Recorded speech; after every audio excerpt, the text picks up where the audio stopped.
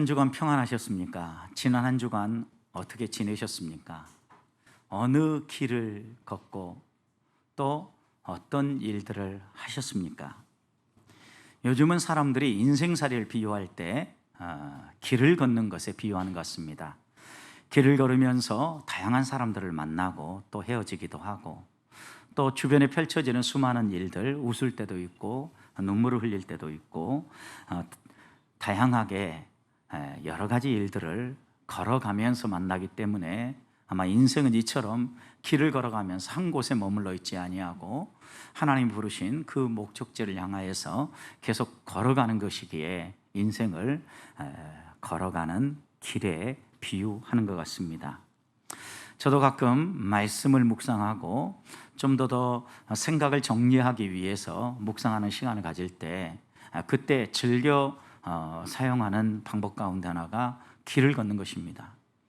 길을 걷다 보면 제 눈에 다양한 것들이 들어오죠. 주변에 있는 환경들, 그리고 예쁜 꽃들, 그것만이 아니라 또 분주히 걸어가는 사람들, 또 어떤 사람은 한 자리에 멈추어 서서 무언가를 하고 있는 모습들, 그것만이 아니라 또 이렇게 지나가는 사람들을 보면서 생각에 잠기기도 하지만 조용히 홀로 걸으면서 하나님 앞에 마음을 모으고 기도할 때도 있고 성도들 한 사람 한 사람을 떠올리면서 성도들을 위한 기도를 하기도 합니다. 그런데 무엇보다도 이렇게 길을 걸으면서 얻는 유익이 있다고 하면 제 자신을 스스로 돌아보고 내가 지금 걸어가고 있는 길이 바른 길인가? 하나님이 나를 부르신 그 부름의 길을 나는 이해하고 그 길을 걷고자 오늘을 살고 있는가?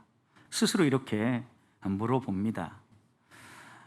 어떻게 생각해 보면 인생의 육신의 몸의 건강도 중요하지만 이렇게 걸으면서 몸의 건강도 생각하지만 그보다 더 중요한 것은 하나님 앞에 서 있는 나를 살피면서 내가 바른 길을 걷고 있는지, 영적인 건강함은 내가 찾고 있는지를 점검할 수 있는 좋은 시간이기 때문입니다.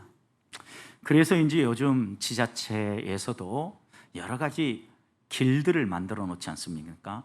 올레길, 둘레길, 또 평화통일의 길, 이렇게 다양한 길들을 붙여놓고 그 지역에 사는 사람들이 언제든지 그 길을 걸을 수 있도록 잘 가꾸어져 있죠, 여러분. 시민들이 그 길을 걸으면서 행복을 느낄 수 있도록 또 건강도 되찾을 수 있도록 자치단체가 이렇게 예를 쓰는 것 같습니다. 실제로 우리가 이렇게 인생을 걸어가는 길에 비유한다고 하면 성경의 수많은 예들이 우리에게 믿음의 길이 무엇인가를 이런 길을 통하여서 깨우쳐 줍니다. 오늘 우리가 함께 읽으려고 하는 이 민수기의 말씀, 이제 이 민수기의 말씀을 쭉 함께 읽으면서 살펴가려고 하는데, 이 민수기는 주전 14세기에 있었던 이야기를 쓴 책입니다. 지금부터는 약 3,400년 전 이야기죠. 이스라엘 백성이 출애굽하여서 홍해를 건너서 시내산 앞에 머물렀습니다. 그리고 그곳에서 한 1년여 시간을 머물다가 다시 하나님의 부름을 따라서 광야길을 통과해서 하나님이 약속하신 약속의 땅 가나안으로 들어가는 과정을 기록한 책입니다. 그런데 하나님께서 왜 우리에게 우리의 이야기도 아니고 저 이스라엘 백성의 이야기를 통하여서 어떻게 하면 우리가 이 믿음의 길, 인생의 길 가운데서 믿음의 길을 걸어갈 수 있는지 교훈하는 것일까요? 바울은 고린도전서 10장 11절에서 이렇게 하나님께서 우리에게 이런 이야기를 주는 이유를 설명했습니다. 그들에게 일어난 이런 일은 본보기가 되고 또한 말세를 만난 우리를 깨우치기 위하여 기록되었느니라. 여러분, 이런 일들, 광야의 이야기들, 이스라엘 백성이 걸었던 얘기들, 우리 얘기도 아니고 또 오늘 우리 시대의 이야기도 아니고 3,400년 전이나 되었던 그 이야기를 오늘 우리에게 주시는 것은 우리에게 본보기로 주고 계신다는 겁니다. 그리고 무엇보다도 말세를 살아가는 우리들을 깨우치기 위해서 하나님은 이런 하나님의 백성들의 이야기를 통하여서 교훈하신다는 말씀입니다. 그러니 이스라엘 백성이 광야를 걸었던 이 이야기는 곰곰이 되돌아보면 내가 걷고 있는 인생길에 대한 이야기고, 또 광야길을 걸으면서 하나님을 찬양하기도 하고 넘어지기도 했던 이야기는 오늘을 살아가는 우리들의 이야기이기도 한다는 것입니다. 생각해 보십시오. 길을 걸으면서 우리들도 때로는 어떤 사람을 만나서 기뻐하고 좋아할 때도 있지만 어떤 사람을 만나서 마음이 아프기도 합니다. 또 만나기도 하지만 헤어지기도 합니다. 그리고 어느 곳에서는 오랫동안 머물기도 하지만 어떤 곳에서는 빨리 떠나가야 할 때도 있습니다. 이렇게 길을 걸으면서 다양한 경험을 하고 그런 경험들이 축적되어져서 이렇게 인생을 살아야 되겠구나라고 생각하는 것처럼, 하나님은 이스라엘 백성들이 걸었던 이 길, 이스라엘 백성만이 아니라 우리의 믿음의 선배들이 걸었던 그 길을 우리에게 들려주심으로 우리 자신을 돌아보게 하고, 지금 내가 서 있는 길은 어딘가, 내가 그 길을 바로 걸어가고 있는가 돌아보게 하신다는 말씀입니다. 사랑하는 성도 여러분, 그렇다면 주의 말씀을 들을 때마다 우리는 겸손히 그 말씀을 통하여서 나를 볼 수 있어야 합니다. 광야길에 서 있는 이스라엘 백성을 보면서 나는 어느 길에 서 있는지 되돌아보아야 한다는 말씀입니다. 신앙의 여정을 점검하고 하나님 앞에서 나의 길을 점검하면서 한 발음 한 발음 걸어갈 때 주를 닮아갈 수 있고 주님 백성답게 살 수 있기 때문입니다. 한 주간 그렇게 사실 수 있기를 축복합니다. 그렇다면 우리들은 어떻게 우리에게 펼쳐지는 이 인생길, 광야와 같이 여러 가지 다양한 위험들이 있고 공격이 있는 이 길을 어떻게 걸어야 합니까? 이스라엘 백성은 어떻게 그 길을 걸었습니까? 민수기를 살펴보면서 하나님께서 주시는 지혜가 있기를 소망하고, 또 그 말씀을 통하여서 회개할 것 회개하고 하나님 앞에 더 가까이 나아가는 성도들이 되기를 소망합니다. 오늘 우리가 읽었던 이 민수기의 말씀은 이스라엘 백성, 하나님께서 시내산에 오랫동안 머물고 있는 것을 아시고 이제는 이 시내산에서 떠나라고 하십니다. 그리고 하나님이 약속하신 약속의 땅 가나안을 향하여서 출발하라는 것이죠. 결국 이제 본격적으로 광야 생활이 펼쳐지게 되는데, 이 광야를 걸을 때 그들이 어떻게 걸어야 될 것인지 준비하게 하시는 것이 오늘 본문의 말씀입니다.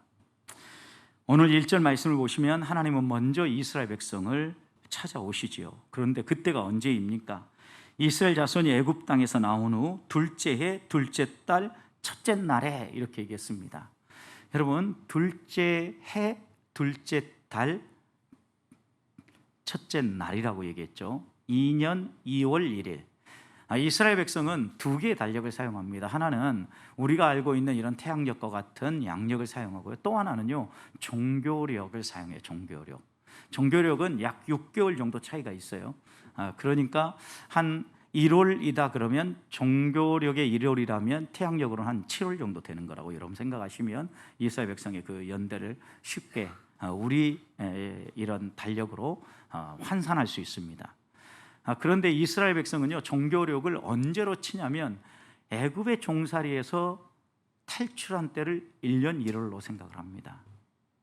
그런데 하나님께서 이렇게 떠나라고 하실 때 6월절 규례를 주시죠. 그리고 실제로 6월절 규례를 주시고 출발하게 한 때는 1월 14일입니다. 근데 1월 1일부터 시작을 하는데, 그때부터 시작을 해가지고 이스라엘 백성이 지금 출애굽에서 떠나온 지 두 번째 해 둘째 달이 되었다. 그러면 출애굽한 지 14개월 정도가 되었다, 이런 얘기예요, 여러분. 그런데 이스라엘 백성이 이 14개월 동안 한 게 무엇입니까? 애굽의 군대의 추격을 받아서 홍해를 건너서 하나님이 이끄시는 시내산에 도착하지요. 그리고 이 시내산에 머문 지 이제 14개월이 되었다, 이런 말씀입니다. 어떻게 생각해 보면 조금 긴 시간을 이곳에 머문 것 같습니다. 빨리 하나님이 약속하신 약속의 땅까지 한 일주일, 길어도 한 10일, 이 정도면 갈 수 있는 거리이기 때문에 인도하시면 될 텐데 왜 이 시내산에 머물게 하시면서 14개월이나 지내게 하실까? 질문이 던져지죠. 여러분, 여기에서 분명히 보면 하나님은 우리가 광야를 걸어갈 때 하나님의 때를 따라 걸어가라고 교훈하고 있는 겁니다. 이스라엘 백성이 원하여서 출발한 게 아닙니다. 이스라엘 백성이 마음대로 계획한 대로 가는 길이 아니었습니다. 하나님이 가라고 하면 가고 멈추라면 멈췄고, 또 이 시내 산에서도 이제 하나님이 떠날 준비를 채비를 시키는데 그때를 정확하게 묘사하는 걸 보면 둘째 달 첫째 날에 하나님의 때가 있음을 우리에게 교훈하고 있는 겁니다. 때로 우리도 어떤 길을 걸어가다 보면 어느 한 지역에 오래 머물 때가 있습니다. 그리고 그 때가 낭비처럼 보일 때도 있습니다. 그러나 하나님의 사람에게는 낭비가 없음을 기억해야 합니다. 성도 여러분, 이 14개월 동안 이스라엘 백성이 무엇을 배웠겠습니까? 하나님은 그곳에 머물면서 한 가지를 훈련하고 계시는 겁니다. 무엇을 훈련하신 겁니까? 식수가 부족한 지역입니다. 먹을 양식이 없는 곳입니다. 그곳에서 그들은 14개월을 지내면서 하나님이 공급하시는 양식을 먹었고 하나님이 채워주시는 식수를 마셨습니다. 결국 이 14개월 동안 본격적으로 광야길을 걷기 전에 하나님은 한 가지를 훈련하신 것입니다. 내가 먹이고 내가 입힌다. 아무리 척박한 광야길이라 할지라도 내가 책임져 준다라는 것을 이스라엘 백성에게 훈련하고, 조급함을 내려놓고 자신의 계획을 내려놓고 하나님의 때를 따라 걸어갈 수 있도록 하나님은 훈련하신 것입니다. 이 기간 동안 이스라엘 백성이 또 해야 될 일들이 있었습니다. 시내산에서 그들이 행했던 일이 무엇입니까? 하나님의 율법을 받은 거죠. 하나님과 언약 백성으로 함께 계약을 맺고, 너는 내 백성이야, 나는 너의 아버지, 너의 왕이야, 내가 너를 책임져 줄게, 그리고 내 백성이라면 이렇게 살아야 돼 라고 하나님께서 이 시내산에서 말씀을 주셨는데, 그 주신 말씀이 출애굽기 20장부터 내기에 나와 있는 말씀들입니다. 하나님의 백성이라면 이렇게 살아야 된다라고 교훈하시고, 이제 14개월이 되자 하나님은 이 민수기의 말씀을 통하여서 이스라엘 백성들에게 이제는 광야를 향하여 떠날, 그리고 하나님이 약속하신 약속의 땅을 향하여 떠날 채비를 해라 라고 말씀하는 것 같습니다. 실제로 낭비 같은 시간이지만 그들에게 하나님의 백성으로 어떻게 살아야 될지 교육도 해주시고, 내가 먹이고 내가 책임진다라는 훈련을 통하여서 하나님의 때를 인정하게 하신 것입니다. 사랑하는 성도 여러분, 때로 우리에게 우리가 원하는 시간 계획대로 펼쳐지지 않아서 답답할 때가 있고 흔들릴 때가 있습니다. 그러나 우리가 믿는 하나님은 좋으신 분이십니다. 이유가 있기 때문에 때를 늦추고 계시는 것입니다. 하나님이 정하신 때는 늦는 시간도 아니고 조급하게 빠른 시간도 아니고 정확하게 바로 꼭 필요한 때, 그때 일하신다라는 것을 믿으십시다. 우리가 하나님의 말씀을 이렇게 마음에 붙잡고 나아갈 때 하나님은 우리를 통하여서 하나님이 원하시는 일이 무엇인가를 하게 하신다라는 겁니다. 율법을 주셔서 언약 백성으로 세우셨을 뿐만 아니라 이제 하나님이 14개월 후에 그들에게 나타나셔서 이제 조직을 갖추게 만들죠. 어떤 조직을 갖추게 만듭니까? 계수하라. 어떤 사람을요? 20세 이상 남자들을. 무엇을 위해서요? 싸울 군대를 조직하기 위해서입니다. 그런데 이 조직을 통하여서 하나님께서는 이제 광야에서 만날 어떤 위험 속에서도 그들이 넘어지지 않고 이길 수 있도록 하나님의 때가 되니까 하나하나씩 해야 될 것이 무엇인가를 가르쳐 주시고 준비하고, 하나님이 펼치시는 그 부르신 부름의 길을 향하여 나아가도록 행하신다는 것입니다. 사랑하는 성도 여러분, 우리들도 하나님이 부르신 부름의 상을 향하여 나아가고자 마음을 결정하고 나아갈 때 조급해하거나 낭비라고 두려워할 필요가 없습니다. 하나님이 나를 붙잡고 하나님이 나를 인도하신다고 하면 가장 좋은 때, 하나님의 때에 맞춰서 하나님이 나를 인도하실 것이기 때문입니다. 우리 인생의 삶에서도 마찬가지입니다. 때가 있습니다. 가야 할 때가 있고 멈춰야 될 때가 있고 떠날 때가 있고 머물러야 될 때가 있다는 이야기입니다. 웃을 때가 있으면 울 때도 있고, 기뻐 나눌 때가 있으면 공급받아야 될 때도 있습니다. 한 주간 살아갈 때 내가 지금 무엇을 해야 될 때인가를 아는 것, 이것처럼 우리 인생의 광야길에서 중요한 것은 없습니다. 하나님이 오늘 나에게 무엇을 하라고 하는 때인지, 하나님이 무엇을 위해서 내게 생명을 연장시켜 주시고 오늘 나에게 살아가게 하시는지 잊지 마십시다. 바울은 그래서 에베소서 5장 15절과 16절에서 우리가 한 주간을 살아갈 때 하나님의 때를 분별하면서 어떻게 살아야 될지 이렇게 교훈했습니다. 그런즉 너희가 어떻게 행할지 자세히 주의하여 지혜 없는 자같이 하지 말고 오직 지혜 있는 자같이 살아라. 성도 여러분, 지혜 없는 자처럼 살지 말고 지혜 있는 자로 살라는 거예요. 지혜가 어디서 흘러나옵니까? 하나님을 경외함으로 흘러나옵니다. 그래서 바울은 그 다음 이렇게 이야기를 합니다. 세월을 아끼라. 때가 악하니라. 성도 여러분, 우리에게 기회는 한없이 반복적으로 영원히 주어지는 건 아닙니다. 하나님이 우리에게 주신 그 지혜를, 그리고 또 그 기회를, 하나님이 주시는 그 때를 놓치지 말라는 거예요. 하나님이 내게 주신 그 때를 따라서 지혜롭게 한 주간 하나님의 뜻을 이루고 하나님을 기쁘시게 하는 삶을 살아가는 성도들이 되시기를 주님의 이름으로 축복합니다. 두 번째 훈련의 시간이 끝나고 약속의 시간으로 떠나야 할 때 하나님은 이스라엘 백성을 불러서 수를 세라고 하시죠. 계수하라고 하시는 데는 이유가 있죠. 먼저 민수기의 구조를 여러분들이 이해해야 합니다. 민수기 1장부터 25장까지는 출애굽 1세대에 대한 이야기입니다. 그리고 26장부터 36장까지의 이야기는 출애굽 2세대에 대한 이야기입니다.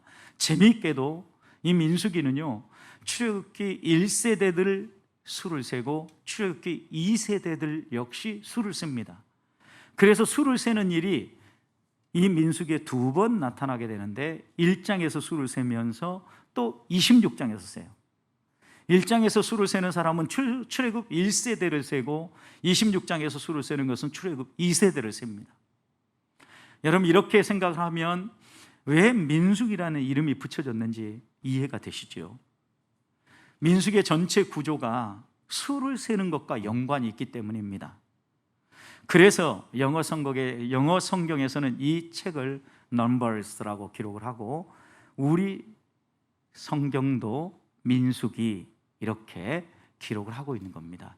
수를 센다는 의미가 이 성경의 중요한 개념이다라고 생각했기 때문입니다. 그러나 원래 히브리어 성경의 성경 제목은 광야에서입니다. 이스라엘 백성이 광야길을, 인생길을, 하나님이 부르신 이 믿음의 길을 어떻게 걸어갔는지를 기록하고 있는 책이다. 그런 의미에서 히브리어의 구약 성경은 광야에서라고 이 책의 이름을 붙인 겁니다. 다시 오늘 본문 2절 말씀을 보십시오.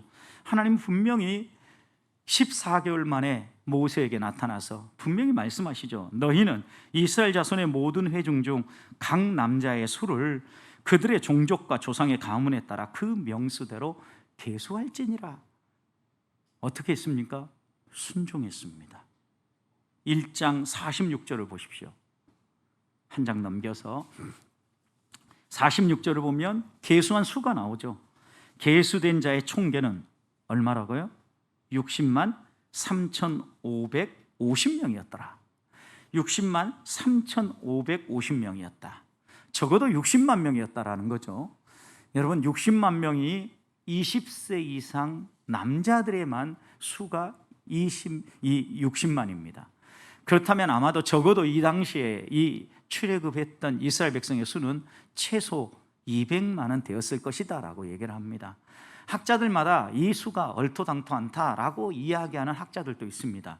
그래서 히브리어의 천을 의미하는 엘레프라는 단어를 또 다른 의미인 부족, 종족으로 읽기도 합니다. 여러분, 이렇게 읽다 보면 수는 훨씬 더 줄어들 겁니다. 아마 가문, 종족을 의미하는 의미로 읽어보면 수는 줄어들 겁니다. 그렇지만 여기서 한 가지 우리가 분명히 알아야 될 것이 있습니다. 하나님은 약속을 이루시는 분이라는 것을 깨우치고자 하는 겁니다.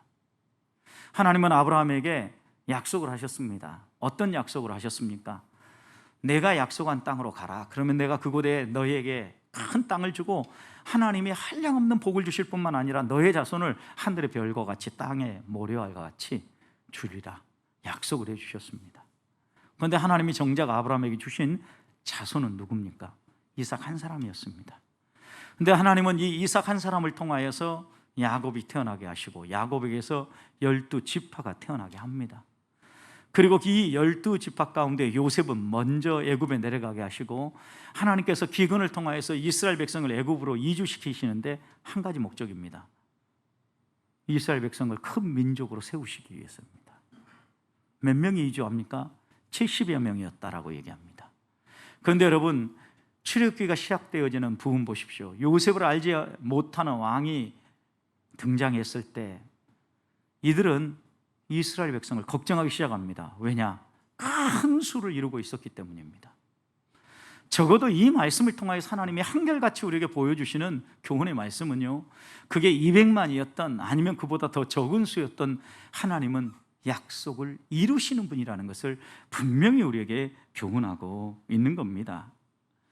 결국 우리는 이 말씀을 통해서 한 번 더 우리의 마음속에 새겨야 될 교훈이 하나 있는데, 계수하라 할 때 계수에 순종하고 그렇게 순종하며 살아갈 때 하나님께서 이런 놀라운 열매를 주신 것을 통하여 우리가 이 인생길, 광야 같은 인생길을 어떻게 넉넉히 걸을 수 있는가를 깨우쳐 주시는 거죠.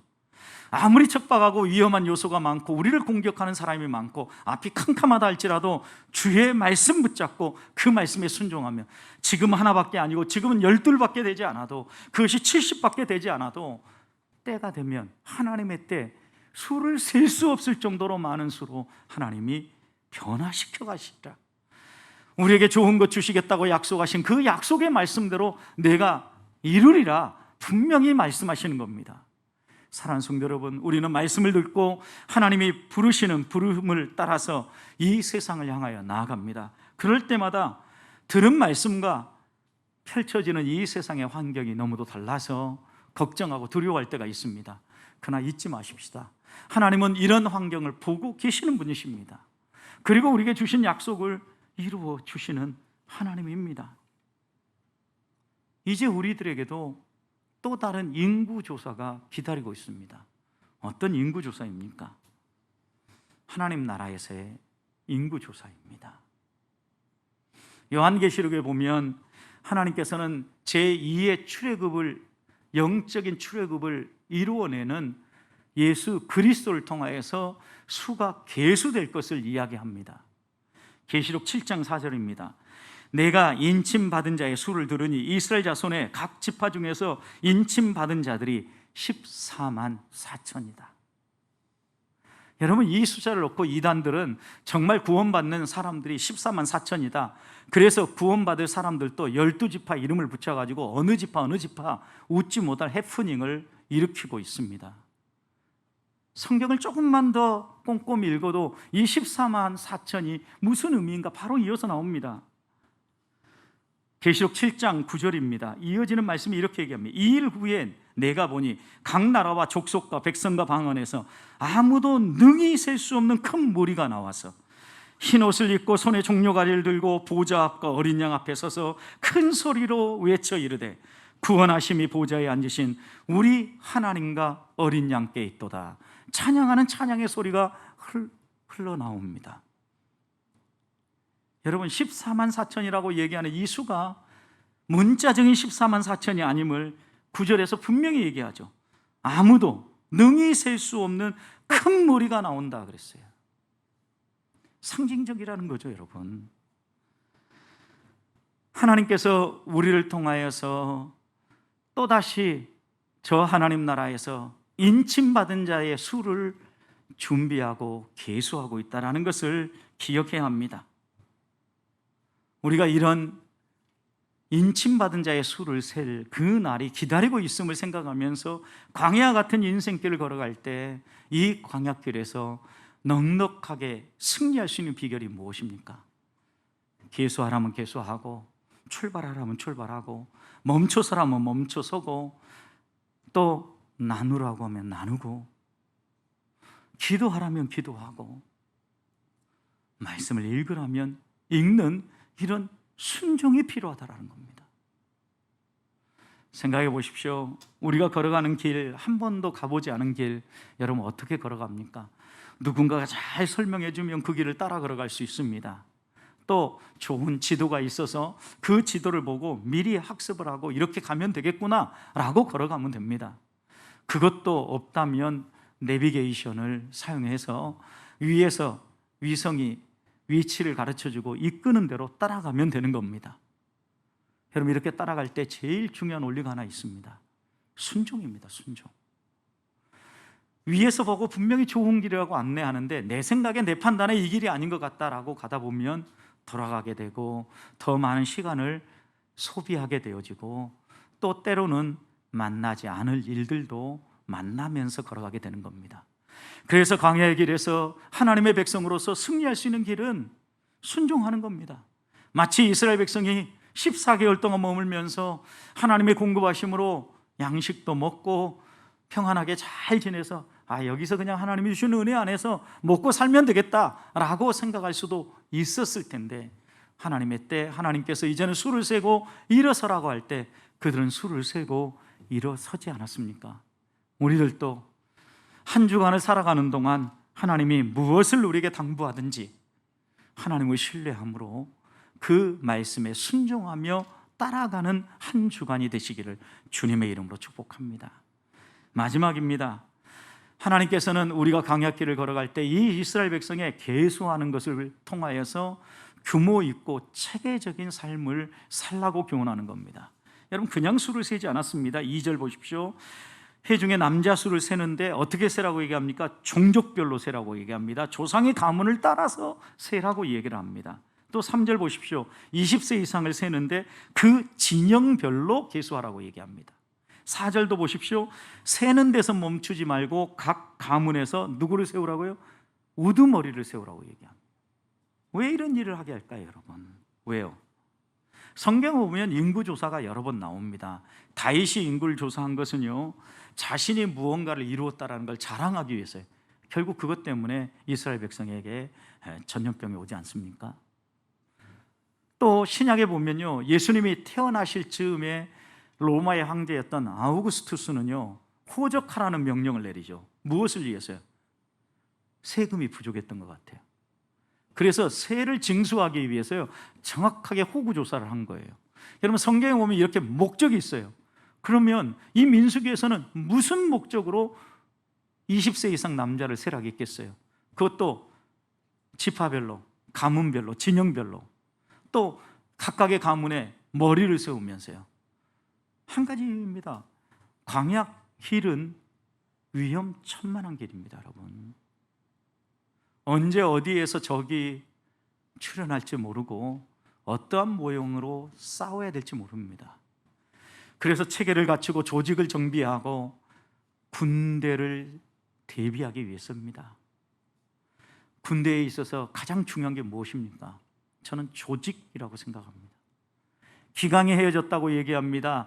군이 힘을 잃었다고 얘기합니다. 그것은 조직이 무너질 때입니다.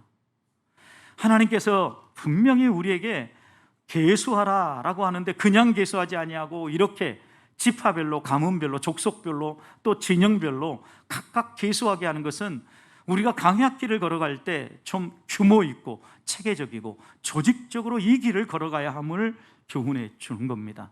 하나님께서 이렇게 이 광야길을 걸어가도록 우리에게 주신 이 조직이 무엇입니까, 여러분? 교회입니다, 교회. 그냥 걸어가게 하지 아니하시고 믿음의 형제자매들과 함께 손을 맞잡고 그 길을 걸어가게 하시고 이 조직 안에서, 이 체계 안에서 규모 있는 생활도 하고 신앙 안에서 성장하기도 합니다. 그래서 칼빈은 교회를 우리의 어머니라고 묘사했던 겁니다. 그곳에서 우리가 잘할 수 있기 때문입니다. 여러분, 군대가 조직이 필요한 이유는 적이 출몰했을 때 일사불란하게 싸울 수 있고 승리하기 위해서 꼭 필요한 체계입니다. 우리의 인생길에서도 언제 우리를 공격해 올지 모르는 사단의 공격과 유혹에 대비하고 이겨내기 위해서는요, 반드시 조직이 필요합니다. 군대 조직입니다. 성도 여러분, 우리들이 어떻게 이 교회를 통하여서 영적 전쟁터에서 승리할 수 있는 힘을 얻습니까, 여러분? 서로 돕고 서로 격려하며 함께 섬으로 이길 수 있는 겁니다. 두 사람이 한 사람보다 나은 분명한 이유는 누군가 쓰러져 있을 때, 누군가 지쳐 있을 때 손잡아 일으켜 줄 수 있고, 지쳐 있을 때 대신 보호막이 되어줄 수 있기 때문입니다. 그런데 우리 인간은 때때로 실패하기도 하고 배신하기도 합니다. 그러나 실패하지 아니하고 배신하지 아니하시는 하나님께서 바울을 통하여 에베소서 6장 10절 11절에서 이렇게 얘기했습니다. 마귀의 괴계를 능히 대적하기 위하여서 하나님의 전신갑주를 입어라. 여러분, 하나님의 전신갑주에 방어하기 위한 믿음의 방패가 필요하고 공격하기 위한 말씀의 검이 필요합니다.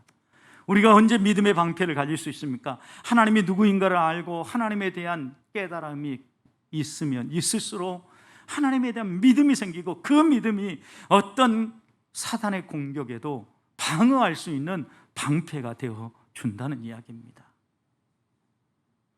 또 때로는 하나님의 말씀이 우리로 하여금 깨우쳐 주시고 그 말씀에 순종하며 나아갈 수 있는 힘을 공급해 주어서 어떤 공격용 무기보다도 가장 강력한 말씀의 검이 되어서 적의 심장을 공격하고 넘어뜨릴 수 있게 한다는 것입니다.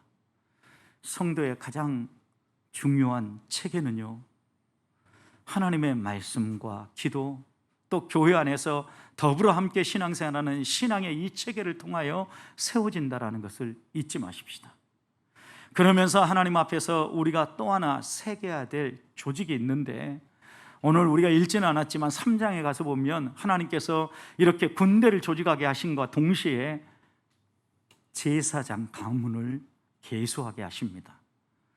제사장의 직무를 분류하고 특별히 아론의 자손들 가운데 어떻게 성막에서 봉사하고 섬길 것인가를 준비시킵니다. 결국 제사장 조직을 재정비하는 거죠. 여러분, 제사장의 역할이 무엇이었습니까? 이스라엘 백성을 하나님과 연결시켜주고 하나님 앞에 나아가는 길에 다리를 놓아주는 사람이었습니다. 다른 말로 표현하면, 오늘날로 표현한다면 예배를 정비하게 하신 것입니다. 성도님, 우리가 광야를 걸어가면서 그래서 두 번째 우리에게 꼭 준비하고 다듬어야 될 체계가 있다고 하면 그것은 신앙의 체계입니다.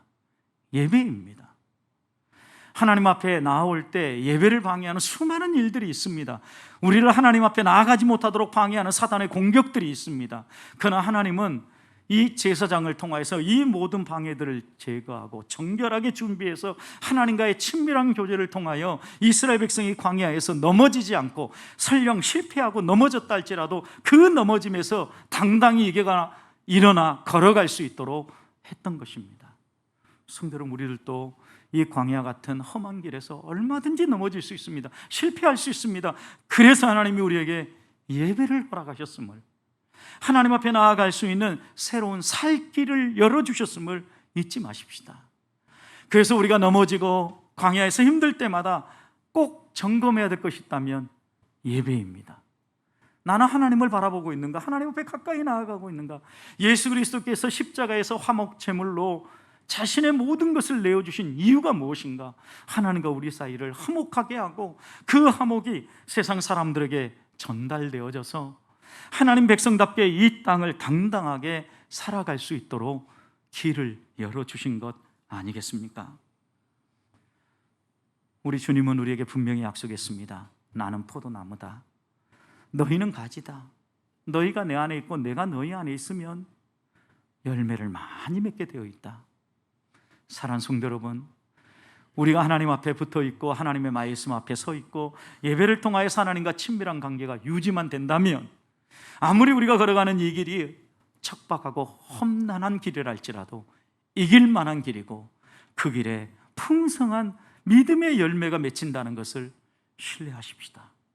그리고 그 믿음을 가지고 다가오는 한 주간 동안도, 아니 우리의 남은 이 인생의 광야의 여정을, 하나님이 부르시는 가나안까지, 하나님 나라까지의 그 여정을 오늘 주님이 말씀하시는 대로 하나님의 때가 있음을 기억하고, 하나님이 말씀하실 때 그 말씀에 내 생각 내려놓고 순종함으로, 그리고 하나님 앞에서 규모 있고 체계 있는 믿음의 삶이 무엇인지, 내가 영적 전쟁터에서 승리하기 위해서 갖추어야 될 영적 무장은 무엇이며, 또 하나님 앞에 나아가서 바른 예배를 하며 이 길을 걸어가고 있는지 살피면서 항상 승리의 개성과 부르며 하나님께 모든 영광을 돌리는 성도들이 되시기를 주님의 이름으로 축복합니다.